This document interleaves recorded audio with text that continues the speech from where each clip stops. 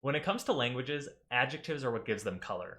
They're what we use to describe things in more detail and tell more interesting stories.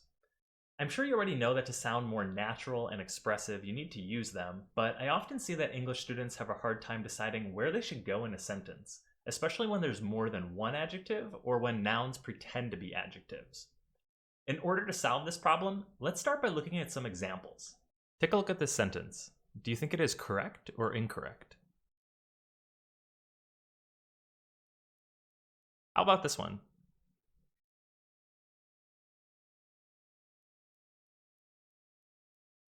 One more. If your answer was that they're all incorrect, then you're right. Before I tell you what's wrong, though, let's analyze these mistakes in more detail. You already know that as a general rule, adjectives come before the noun which they describe. A book can be a new book, a sandwich can be a delicious sandwich, or a student can be a hardworking student. One of the most common mistakes I see happens when nouns are used as adjectives. Instead of placing these attributive nouns before the noun they modify, just like any other adjective, students tend to place them at the end. They'll say a book of self-help, or a sandwich of ham, or a student of languages. In English, however, even though these are nouns, they still are placed in the sentence like any other adjective. Let's try some examples. How about if you wanted to tell someone that your friend Ashley works for a specific type of department? It's not Department of Police, it's Police Department. Ashley works for the police department. What if you're talking about some homework that you have to do related to math? Each one of you needs to finish the math homework by tomorrow. By the way, do you know the difference between each and every? This is another common mistake that can make you sound less natural. We use every to talk about a group of items as a whole, without emphasizing any one part, person, or thing. I'd say every color is beautiful if I just want to say that all colors are beautiful. It doesn't matter if it's blue or green or yellow, they are all beautiful. On the other hand, each also talks about a group of items, but this time we are emphasizing the individual parts of the group. For example, I might say each color is beautiful in its own way. This time I'm still saying that all colors are beautiful, but now I'm emphasizing that I think there's a difference in what makes them beautiful. Maybe I think blue is beautiful because it's the color of the ocean, and green is beautiful because it's the color of the grass. In the sentence above, when we say each one of you needs to finish the homework, it's as if I want to make it very clear that all students have an individual responsibility to finish the homework. It makes it more personal. Saying every isn't wrong, but it doesn't have the same feeling of, wow, I must personally get this homework done. Let's try another example. How would you say that you research the market for all of your products? It doesn't matter which one because you always do the same research. We do market research on every product. Here, market is a noun pretending to be an adjective, so it goes before research. And since we do the same research on all products, regardless of which type, every is a better fit. Now let's pretend you are at a restaurant and ordered a variety of quesadillas filled with cheese. You want to explain to your friend that all of them have different flavors.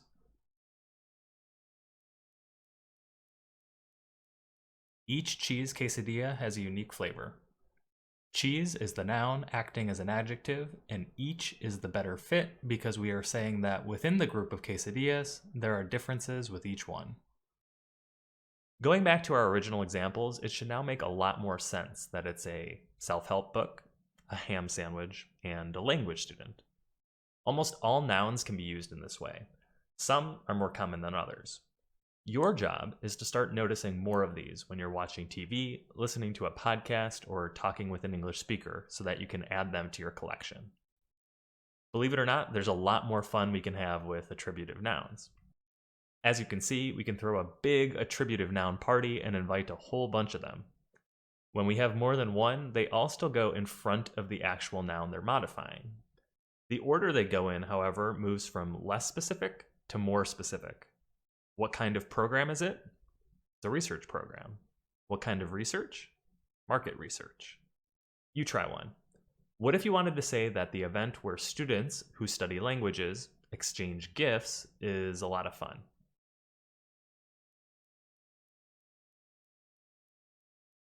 The language student gift exchange is always a lot of fun. What kind of exchange is it? It's a gift exchange. Who is it for? Students. Is it for all students or just a specific type? Language students. Here's another. If you wanted to say that there's a new coach who focuses on football at the local high school, what would you say? There's a new high school football coach. What does he coach? Football. Where? At the high school. Now you might be thinking, okay, so basically I should just always put adjectives before the noun no matter what. Unfortunately, life isn't that easy. Try to put these words in the correct order. This coffee smells delicious. In this case, we see that the adjective delicious goes after the noun coffee. But wait, can I say delicious coffee? Absolutely. I can say thank you for the delicious coffee just fine. So what makes this type of sentence different? It's the verbs. Whenever we have so-called linking verbs, the adjective needs to go after the linking verb, which goes after the noun it's describing. These verbs typically fall into three categories. First, the various forms of to be, like am, is, are, was, were, etc. Second, we have sense verbs that, of course, talk about your five senses: to feel, to smell, to sound, to taste, or to look. Third, we have status verbs like to seem, to become, to appear, or to grow that talk about the way something currently is or is changing.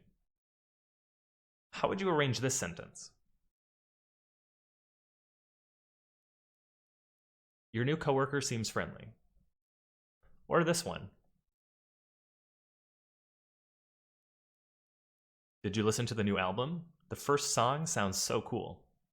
And finally, how would you arrange the words in this sentence?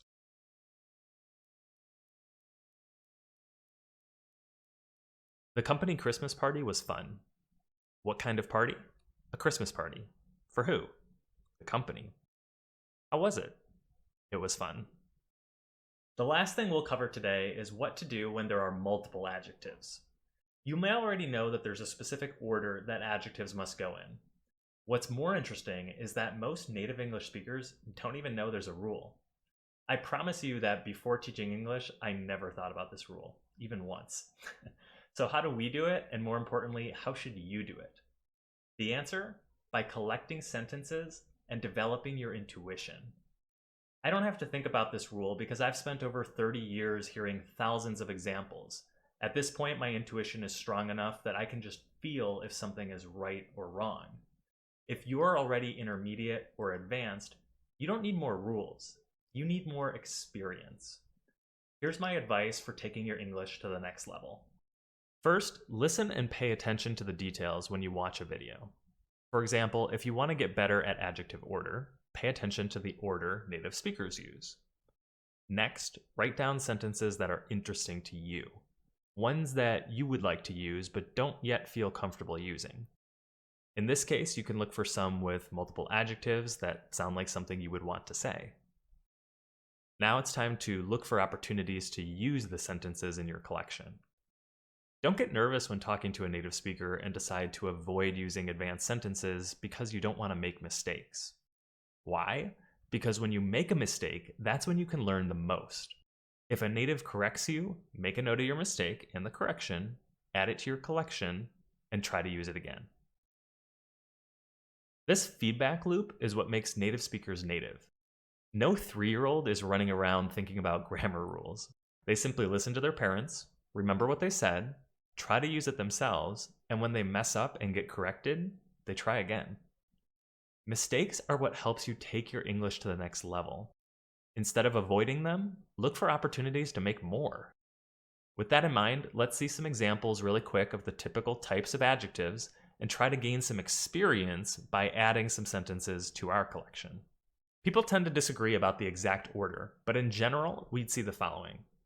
Opinions will come first and are adjectives like amazing, beautiful, cool, or funny. Size, which can be both physical size or duration of time, comes next with words like big, small, long, short, or wide. Next, we have the physical quality of something. Maybe it's rough or smooth or steep or messy. Age is next with common words like old, new, modern, or young. Shape follows with square, round, circular, or oval. And next is color, red, green, blue, pink, or orange. Following that, we have origin, like American, Spanish, or Italian. And we then see material, which includes adjectives like metal, plastic, wooden, or silver. And finally, purpose, which explains what something is for. Oftentimes, these may be gerunds, or in other words, ing words, like cooking or fishing, but can also be words like medical. Do I expect you to memorize this list? No. Am I going to give you an acronym to remember it? No. You don't need to memorize the order. You need to internalize it. And for that, you need experience and exposure. That's what I'm going to give you with some examples now. If any of these sentences seem interesting to you, write them down and try to play with them in your day-to-day conversations. First one, try arranging the following adjectives. You should try the delicious new Italian restaurant that just opened. Delicious is expressing an opinion, new is the age, and Italian is the origin. How about this one?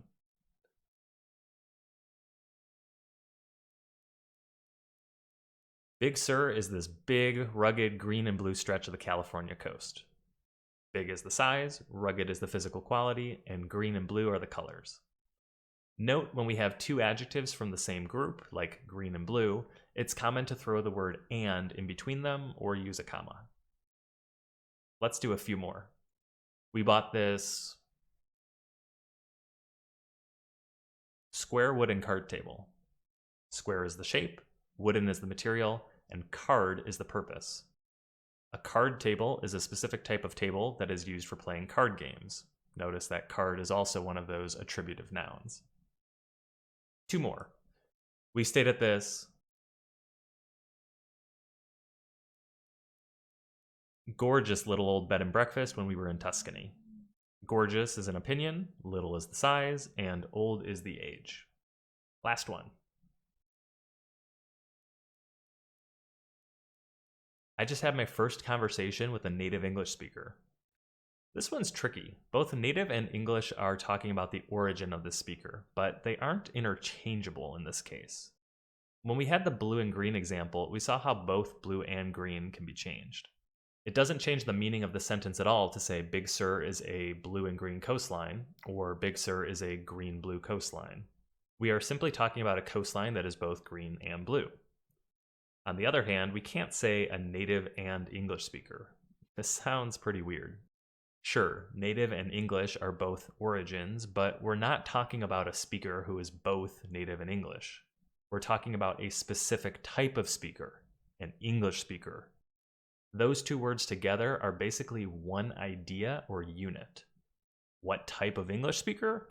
A native one. Do you have to remember that English speaker is a single semantic unit? No, not really.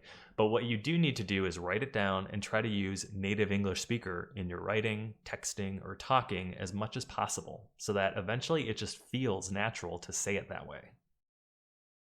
And there you have it. I'm a very motivated language student because attributive nouns go before the actual noun. I want to be able to speak fluently with a native English speaker because native is modifying the concept of an English speaker. And I'm progressing little by little every day because I'm practicing all days. It doesn't matter if it's Tuesday or Sunday, I'll still be practicing and still be progressing. Great job. You may be a little tired, and if so, that's a good thing. It means you've improved your English. Remember, knowing the theory will only get you so far.